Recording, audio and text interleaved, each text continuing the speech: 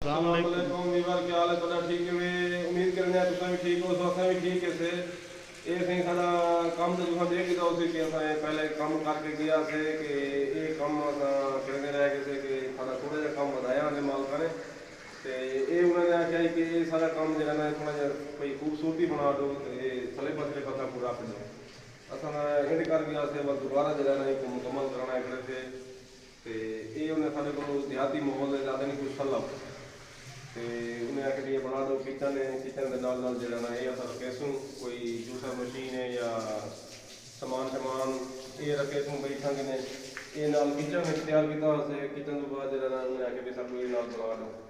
तो असा ऐसे दोबारा ये दिखाने वास्ते अपने व्यूवर को अस चलो अज ने वीडियो भी तुम बना के दिखेने हैं तो नाल ये काम भी अज मुकम्मल करें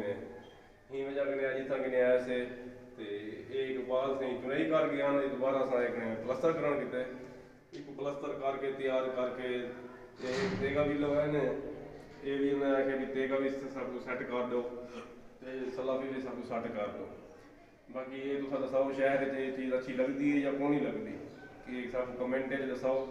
बाकी जो है ना जैद भाई आने पैदा जैद भाई गल करें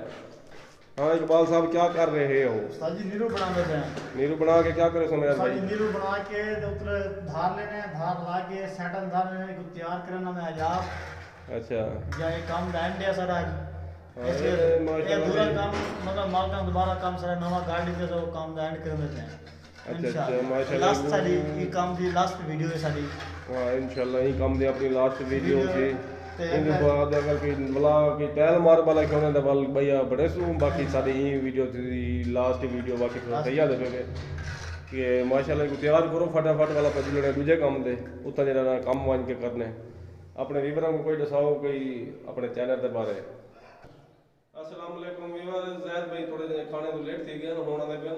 ये हुन आ सारे को पहुंच जाए